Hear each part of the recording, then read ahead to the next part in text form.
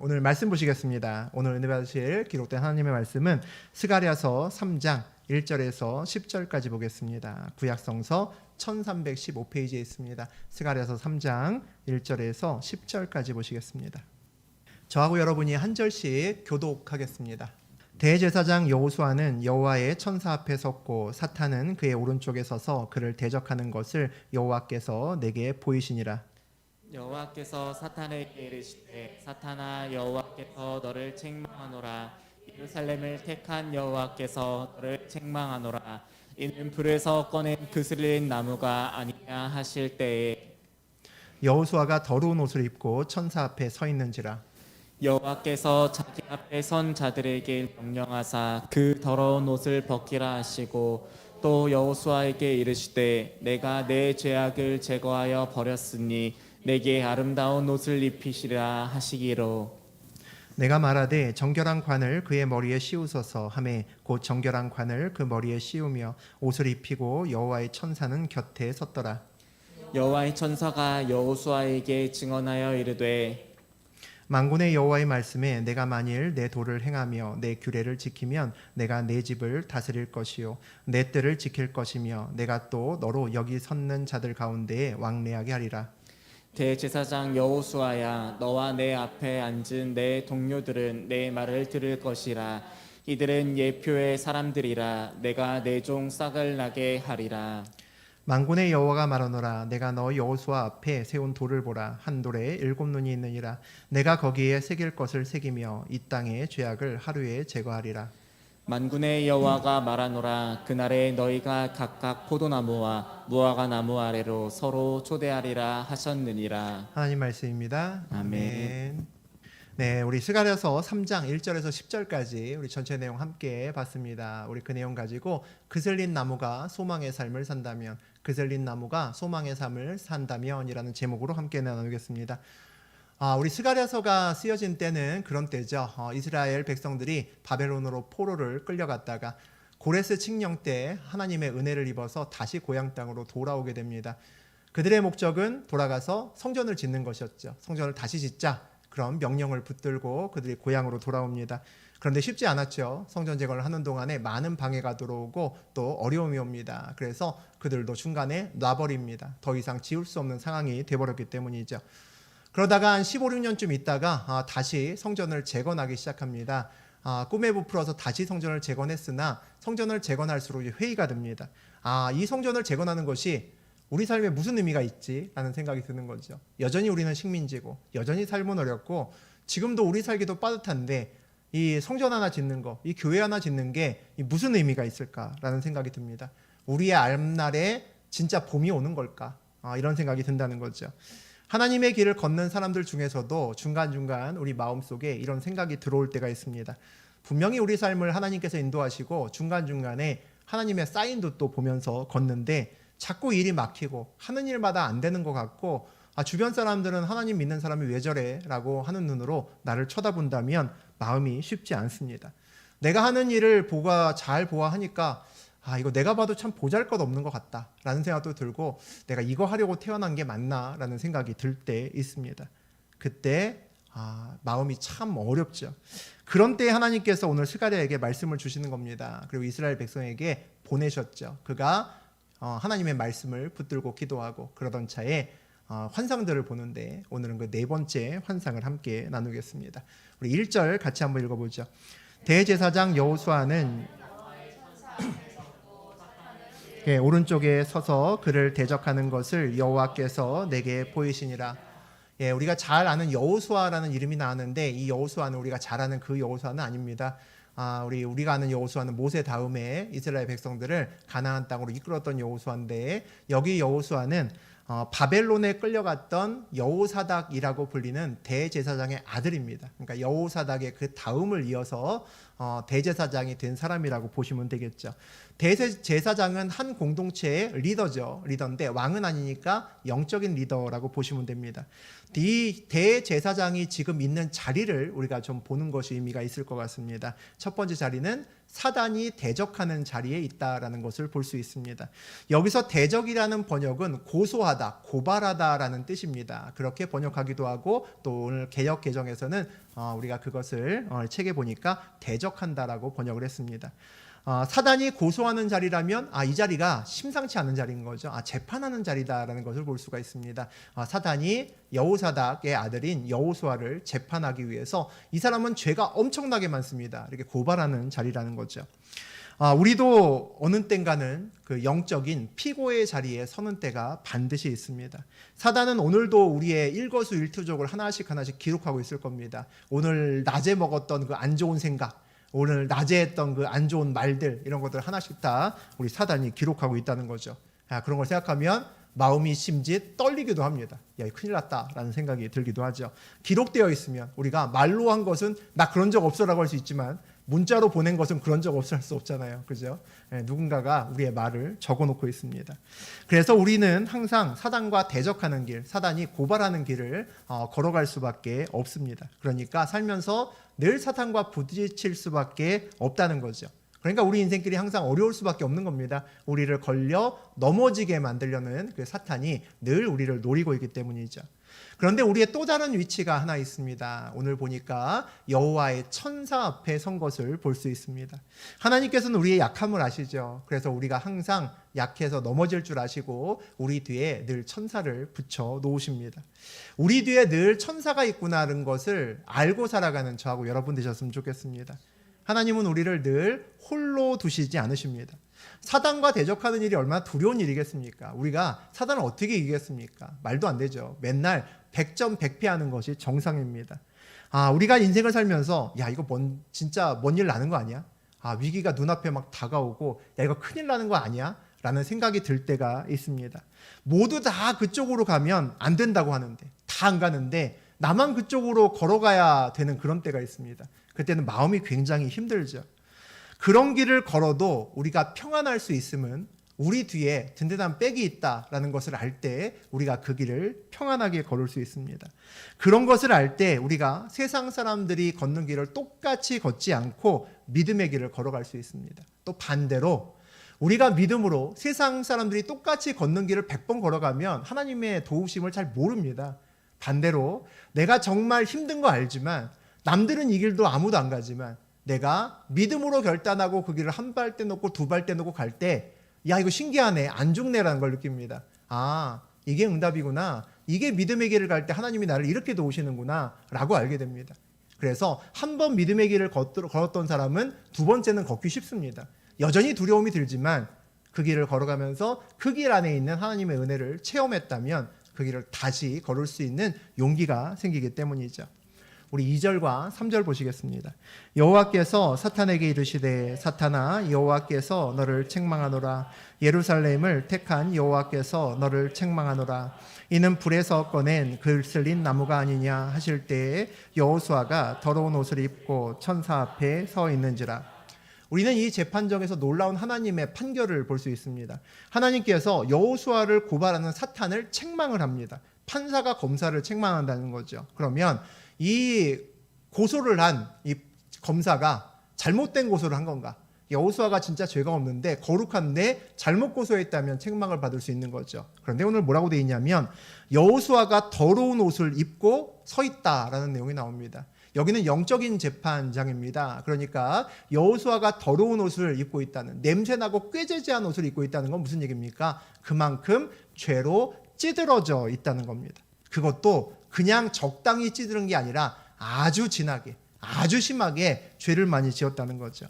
그러면 사탄이 억울하게 고소한 게 아닌 겁니다. 사탄의 고소는 정당할 수 있는 거죠. 법대로 고소할 수 있었다는 겁니다.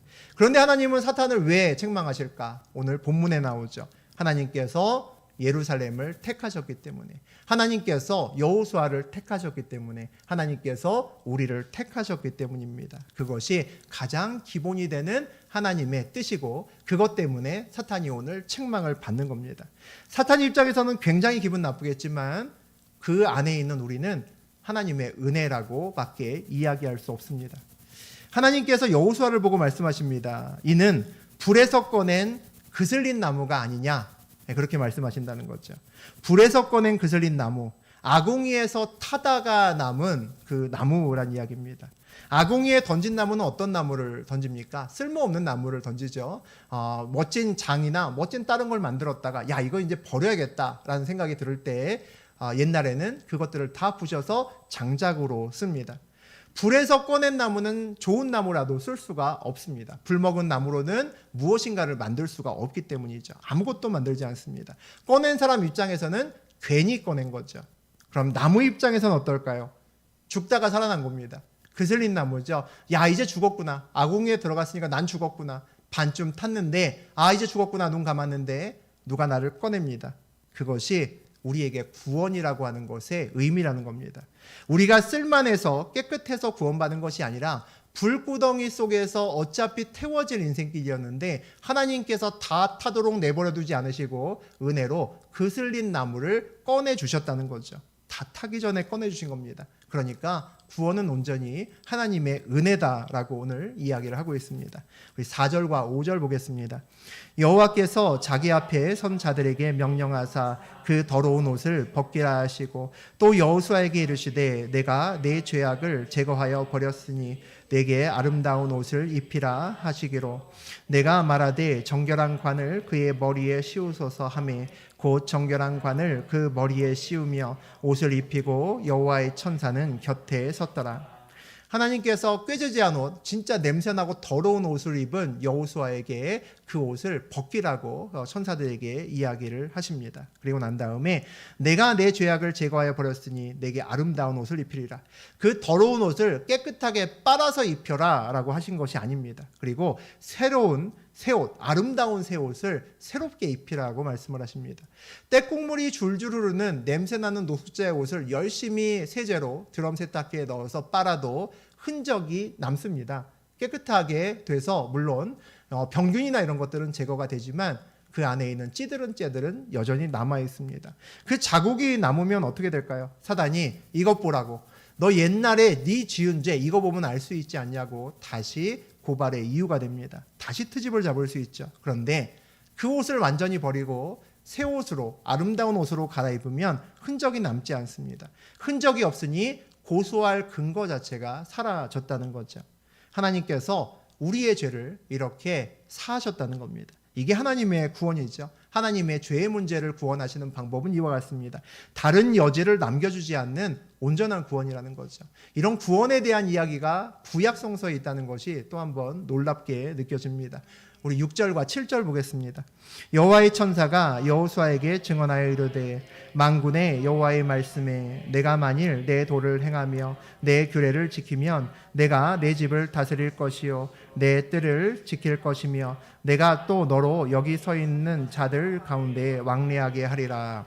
하나님께서 언제나 우리에게 요구하시는 것은 순종인 것 같습니다. 하나님의 말씀에 하나님의 법에 순종해라 라고 말씀하시죠. 너희가 순종하면 내 집을 다스리고 내 뜰을 지킬 수 있다. 다시 말하면 하나님이 예비하신 기업을 너희가 누릴 수 있다라는 약속을 하십니다.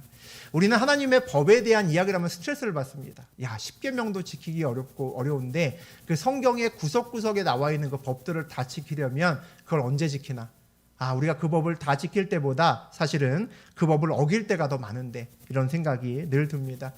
주일날 오는 참회의 기도 시간에 우리가 한 주간을 돌아보면서 꼭 우리를 걸리게 넘어지게 만드는 그런 죄가 있음을 또 우리가 봅니다. 그런데 우리가 잘 생각해 보면 우리가 하나님의 법을 지킨다고 생각을 하지만 실제로는 하나님의 법이 우리를 지키는 것을 볼 수 있습니다. 우리가 어디선가 외국에 나가서 그 나라 법을 어겨도 내가 우리나라 국민이면 그 나라에서 나를 마음대로 처벌하지 못합니다. 그리고 우리나라에게 호소해서 우리나라에서 재판을 하도록 만들어줍니다. 대부분의 많은 경우에 그렇죠. 힘 있는 나라면 더욱더 그렇습니다. 우리가 하나님의 법을 지키고 살고 내가 인생길을 걸어가면서 하나님을 돌아보면서 산다는 것이 뭡니까? 내가 하나님의 사람입니다라는 것을 선포하고 사는 겁니다. 그러면 하나님의 법이 누굴 지킵니까? 세상으로부터 우리를 지키죠. 그래서 하나님의 법을 지키는 것은 우리에게 부담이 아니라 우리에게 은혜가 됩니다. 하나님의 법이 삶에서 세상에서 우리를 지켜 나가기 때문이죠. 우리 8절 보겠습니다. 대제사장 여호수아야, 너와 내 앞에 앉은 내 동료들은 내 말을 들을 것이니라. 이들은 예표의 사람들이라. 내가 내 종 싹을 나게 하리라. 여호수아와 동료들은 모두 뭐라고 합니까? 모두 예표의 사람들이다라고 하나님이 말씀하십니다. 예표의 사람들은 앞으로 일어날 일들을 증거할 수 있는 표징이 되는 사람들이다라는 이야기가 되겠죠. 왜 예표가 되고 왜 증거가 됩니까? 그 첫 번째 이유는 여호와 하나님의 말을 들었기 때문입니다. 하나님의 말은 반드시 역사하시는 말이고 반드시 이루어지는 말인데 그 말을 듣고 믿는 사람은 뭡니까? 그 말이 앞으로 이루어짐을 아는 사람이기 때문에 그 말씀대로 살아갑니다. 그러니까 그 말씀을 듣지 못한 사람들에게는 그 말씀이 원래 있었던 말씀이다라는 것을 증명할 수 있는 것은 그 말씀대로 사는 사람들을 통해서 볼 수 있습니다. 그러니까 저하고 여러분들은 모두 다 하나님의 예표되는 사람들이라는 거죠.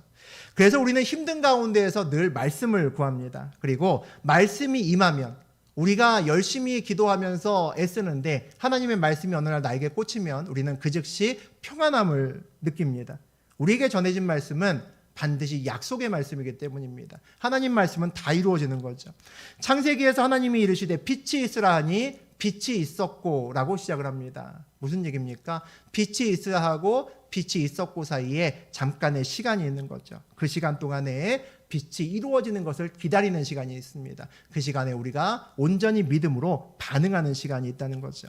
하나님의 말씀이 주어짐은 앞으로 일어날 말씀을 우리에게 먼저 주신 겁니다.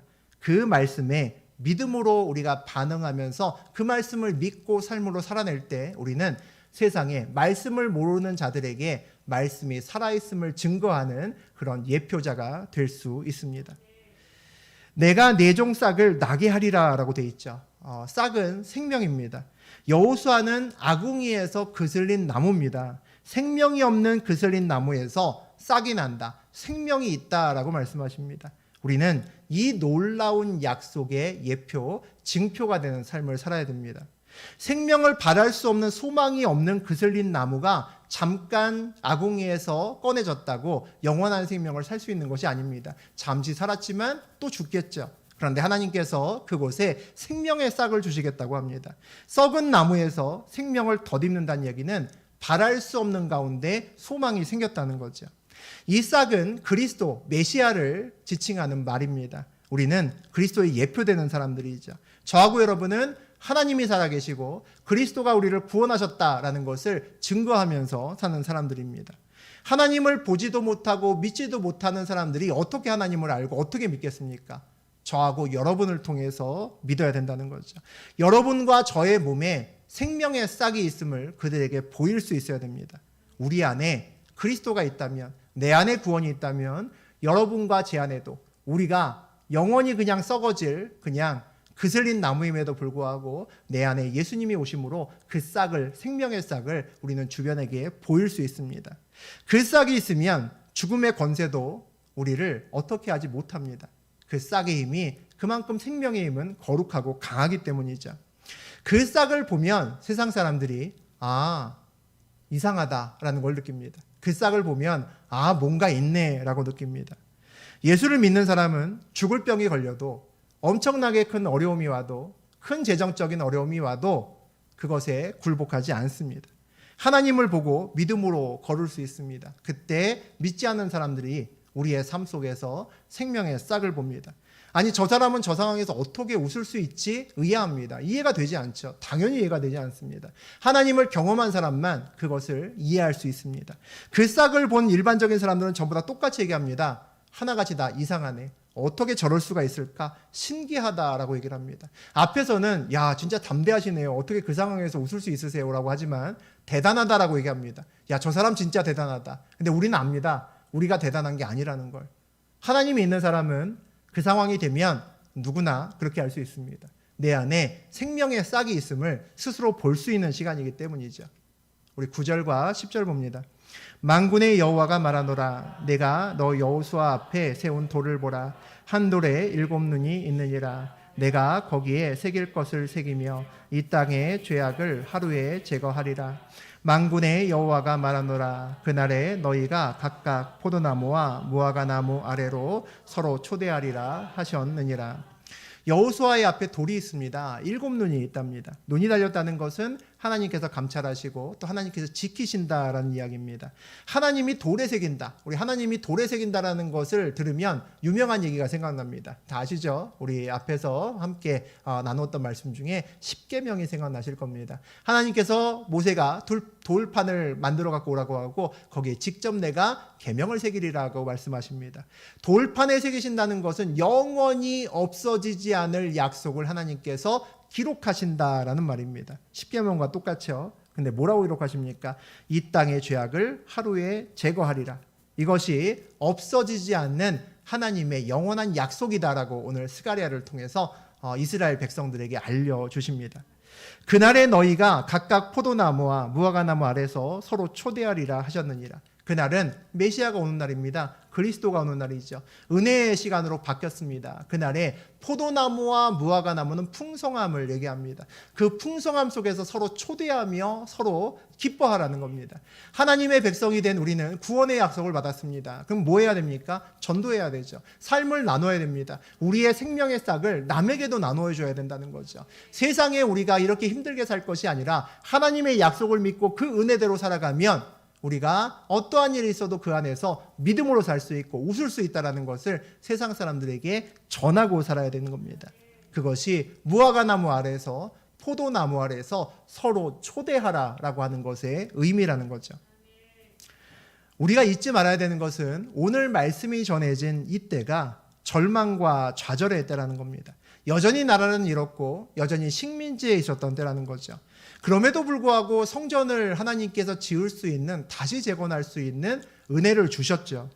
그런데 이스라엘 백성들은 그 성전을 지으면서도 야, 이게 무슨 의미가 있을까? 야, 성전 짓는다고 야, 우리가 밥이 생기냐 돈이 생기냐 이런 얘기를 하고 있다는 겁니다. 야, 교회 열심히 다니는 게 뭐 나쁜 건 아닌데 교회 가서 열심히 예배하면 떡이 생기냐 밥이 생기냐 이런 말을 혹시 집에서 들으시는지 모르겠습니다. 그런 말을 저도 들었으니까 아마 들으신 분 있을 겁니다. 내 삶에 이게 과연 무슨 의미가 있느냐라는 거죠. 그때 스가랴가 오늘 말씀을 전합니다. 너희에게 약속의 말씀, 변하지 않는 돌에 새긴 말씀을 하나님께 주시겠다는 거죠. 그 말씀을 믿음으로 붙든 자는 그 삶의 자리에서 하나님의 예표가 되는 삶을 살 것이다라고 말씀하십니다. 우리는 모두 그슬린 나무에 인생길을 걷는 자들입니다.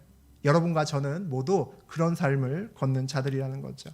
그슬린 나무 중에서 우리 모두 다 그슬린 나무들인데 그슬린 나무 중에서 어느 나무가 만약에 소망의 삶을 산다면 그는 100%입니다. 그리스도인일 겁니다.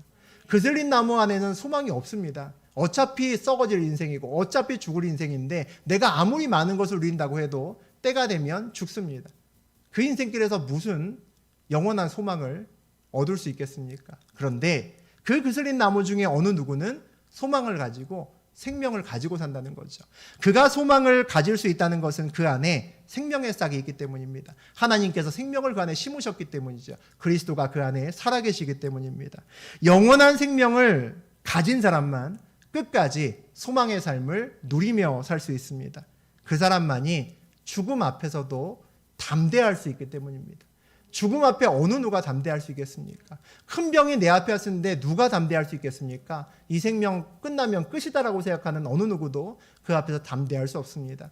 그 생명 너머에, 나의 인생길 너머에 그리스도가 있음을 믿는 사람만 그분의 힘과 은혜를 의지해서 사망의 권세도 이길 수 있습니다. 최미선 지사님 시아버지께서 오늘 돌아가셨습니다. 먼저 믿은 그 형님, 우리 최미선 지사님의 형님이 좀 더 복음을 전했어야 됐는데, 좀 더 일찍 전했어야 됐는데 라고 이렇게 목 놓아 우셨다는 이야기를 들었습니다. 아마 우리 최 집사님도 우시지 않았을까 싶습니다.